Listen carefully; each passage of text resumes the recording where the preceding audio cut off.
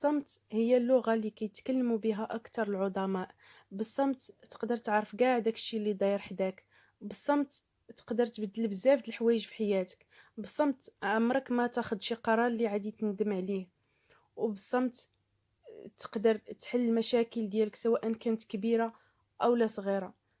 لو كانوا 40% ديال الناس كيبقاو ساكتين قد داكشي اللي كيبقاو يهضروا، كانوا عادي ياخدوا بزاف ديال القرارات في حياتهم اللي ما عاديش تخليهم يندموا عليها. الصمت هو الصديق ديالك الوحيد اللي عمره عادي يخونك. يعني الواحد الا كان كيسكت راه كيقدر انه يركز مزيان ويفكر مزيان، وعادي يهضر فاش يهضر كيهضر بطريقه اللي هي صحيحه. قبل ما نبداو الفيديو ما تنساوش تخليو لي لايك الفيديو، وكذلك تبركوا على داك الجرس اللي كاين لتحت باش يطلع لكم كاع الجديد. قبل ما تعلم تسكت خاصك تعرف علاش خاصك تسكت. كاين واحد الكتاب ديال لوبرت كريم كيقول كتاب كامل كيهضر بوحديتو على الصمت، يعني باش تعرفوا القوة ديال الصمت. اول حاجة السكات كيعطيك القوة. الملك لويس 14 كان من اقوى الملوك اللي كيبقاو ساكتين. يعني فاش كيجيو عنده الخدم ديالو كيطرحوا عليه شي سؤال او لا كيقولوا له شي رأي كيبقى ساكت، كيقول لهم من بعد نجاوبكم. حتى ولا عطيهم واحد الهيبة، ما كيبقاوش عارفين شنو كيدور في الراس ديال هاد الملك هذا. كذلك الاشخاص اللي كيكونوا دايرين حداك، فإلا كنتي ساكت هنا ما كيبقاوش عارفين شنو كاين في راسك بالضبط. الا كنتي ساكت كتقدر تعطي واحد الهيبه والقوه ديال الشخصيه، وكذلك الكاريزما راسك. كتقدر تعطي الهيبه قدام الناس اللي دايرين بيك. يعني كون ما كانش سكات عنده واحد القيمه، واحد الشخصيه اللي هي عظيمه. كون ما كانش الملك كيكون فوق ما جاو اشخاص ديالو كيسولوه كيبقى ساكت كيقول لهم من بعد ونجاوبكم. وكذلك ما كانش هاد الكاتب عادي يكتب واحد الكتاب كله كيهضر على السكات فقط. ما كانش عادي يحط كتاب كله كيهضر على السكات فقط.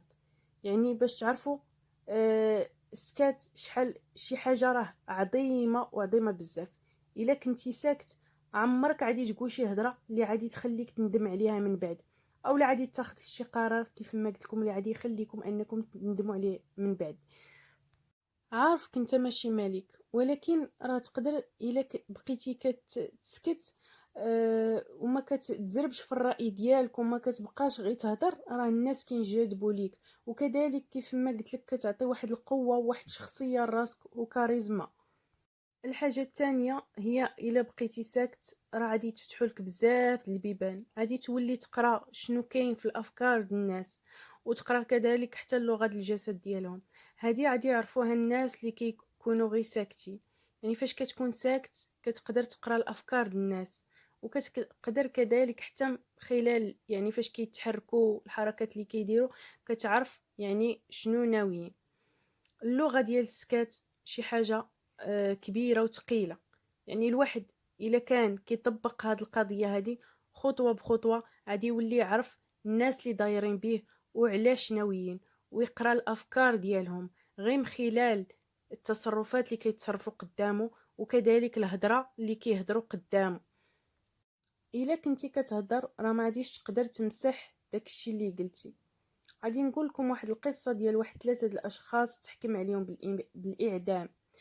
جابوا واحد حديدات حطوهم وحطوا لهم واحد الفوق واحد يعني دائره ديال الحديد حتى هي باش غادي تلقوها تهبط عليهم.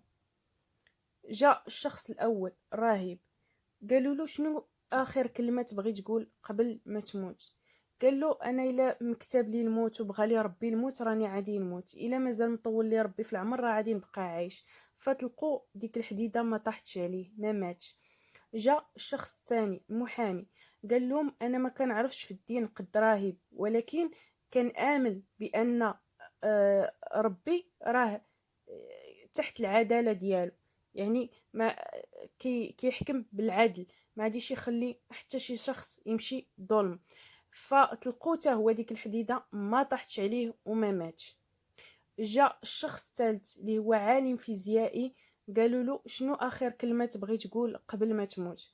قال لهم انا ما عرفتش انا في الدين بزاف، ولكن كنقول بان راه هذيك الحديده راه كاين فوق منها عقده، ولا يعني ما تحلتش ديك العقده واخا طلقوها ما غاديش تموت، فناضوا حلوا ديك العقده وطلقوها عليه ومات. يعني هادشي علاش الواحد خاصو بزاف ديال المواقف يكون ساكت، وحتى الا هضر يحاول يهضر بواحد العقلانيه، بواحد الكلام اللي موزون، يعرف شنو كيقول باش ما يقدرش يندم على ديك الهضره اللي قال من بعد. بعض المرات اما كنقولوا شي هضره كندموا عليها من بعد، اولا كتولي ضدنا من بعد. فإلا كنتي من الناس اللي كيهضروا بزاف، فغادي تلقى راسك بزاف د الاحيان اما كتكون جايبها في راسك، واما كتكون قلتي شي كلمه وكتولي من بعد ضدك. لهذا الصمت راه كيلعب دور كبير في حياتنا. كاينين بعض الناس كيتلاقاو مع الاصدقاء ديالهم اولا الناس اللي كيعرفوا كيبقاو يعاودوا لهم، يعني كتعاود لهم سواء قصه في حياتك دازت ولا، ولكن من بعد كتلقى راسك ندمتي على ديك الهضره اللي قلتي، فما يمكنلكش تعاود تمسحها، صافي الهضره تقالت وخرجات. اولا مثلا تقدر ان يكون عندك مدير في الخدمه وجا قال لك شي هضره ما عجباتكش وقلتي كتغاوت انت وياه، يقدر يطردك من الخدمه، وفي الاخر تلقى راسك انك انت صدر منك شي هضره ماشي هي هذيك، اولا جاوبتي بشي جواب ما كانش عليك تجاوب، وتلقى راسك ندمتي وما نفعتش ندامه. ثالث حاجه يعني تقدر انك تولي مستمع جيد. يعني الا كنتي كتسكت راه تقدر انك تولي واحد المستمع جيد، وهذا المستمع هذا كيقدروا الناس ينجذبوا ليك. يعني الناس فاش كيهضروا معاك وكيبقاو يعاودوا لك قصص ديالهم، ولقيتيهم ان يلقاوك كتسمع ليهم، راه كيوليو يهضروا معاك وكتولي تثير لهم انتباه. كتوقع بعض المرات كتكون مجمع مع شي واحد، جالس مع شي واحد كتهضر معاه، وفي الاخر كتلقاه كيقاطعك ما كيخليكش تهضر، فكيطلع لك في راسك بهذا التصرف هذا، فوق ما جيتي تقول شي هضره وكتلقاه كيقاطعك ما كيخليكش تهضر، كيبغي غير هو بوحديتو اللي يهضر، فكيطلع لك في راسك كتقول ما نعاودش نجلس مع هذا مره اخرى. فاذا كنتي انت كتسمع الناس وكتخليهم يهضروا في راحتهم، حتى من بعد فاش يسالي هضرتو عاد تعطي الراي ديالك، هكا كيوليو الناس ينجذبوا ليك وكيبغيو يجلسوا معاك، وكذلك كتعطي واحد الكاريزما واحد القوه في الشخصيه ديالك. واحد الكتاب ديال هونت وين فرينس اي انفلونس بيبل، هذا الكتاب هذا كيعاود على القصه ديال واحد السيد. هاد السيد هذا كان تلاقى مع واحد سيد اخر في القهوه، وهاد السيد هذا بقى كيهضر بزاف، و فريند كان غير ساكت كيتصنتلو فقط. فاش سالا هاد السيد هذا الهضره، قال مشى عند مول القهوه وقال له راه فريند كان من احسن الناس اللي كنت تواصلت معاهم وهدرت معاهم، رغم انه ما دار حتى شي جهد، ولكن بقى غير ساكت وكيتصنت لهاد الشخص هذا، وفي الاخر خدا واحد الجمله اللي هي زوينه، حيت الناس بالطبع ديالهم كيميلوا للشخص اللي كيكون كيتصنت لهم. يعني فاش كتكون واحد المستمع جيد الناس راه كيميلوا لك بزاف. حتى خامس حاجه وهي راه السكات كيعاون في المفاوضات. وهذه واحد القصه ديال احمد شقيري. احمد شقيري كان واحد النهار تلاقى مع واحد الشخص من لي فانز ديالو، ويعني بدا كيهاجمو داك الشخص، كيقول له انا عييت ما نصيفط لك في مواقع ديال التواصل الاجتماعي، ما كنتيش كتجاوبني، ما كنتيش كترد عليا، انت واحد الشخص اللي متكبر، ما كتجاوبش لي فانز ديالك، ما كتهضرش معاهم. بقى داك الشخص غير ساكت، يعني احمد شقيري بقى غير ساكت، ما كيهضرش ما كيجاوبش هذا الشخص، ما نطق حتى بشي كلمه. فاش سالا داك الشخص جلس واحد شويه برد ورجع كيعتذر منه، قال له اسمح لي انا عارف راه عندك الضغوطات وعارفك عندك الاشغال ديالك وعارفك ما كتكونش مسالي، كنعتذر منك. يعني كتشوف هاد الشخص هذا ما دار حتى شي مجهود، ما بذل حتى شي مجهود، الشخص يعني اللي كان تواصل معاه كان كيهاجمه ورجع كيعتذر منه. المهم نكملوا في الموضوع ديال المفاوضات. يعني الواحد حتى الا كان معصب وطالع له الدم ما خصوش يبقى يرد ولو استفزك الانسان اللي قدامك، ما تبينلوش انك معصب ولا. فالسكات كيخليك انك ما تقولش شي هضره اللي تندم عليها، وكذلك يعطيك واحد الشخصيه وواحد الهيبه. وحتى الا قلتي شي هضره ما كتندمش عليها من بعد، علاش؟ لانك تكون فكرتي فيها وعرفتي شنو كتقول. فهذا ما كيخليكش انك تندم على القرارات اللي اتخذتي الوقيته اللي كنتي ساكت عاد هدرتي. هادشي كامل اللي قلتو دابا تقدر تاخدو غير بالسكات، ولكن يعني خاصك تعرفك امتى خاصك تسكت وفوقاش خاصك تهدر، والوقيته اللي خاصك تسكت فيها.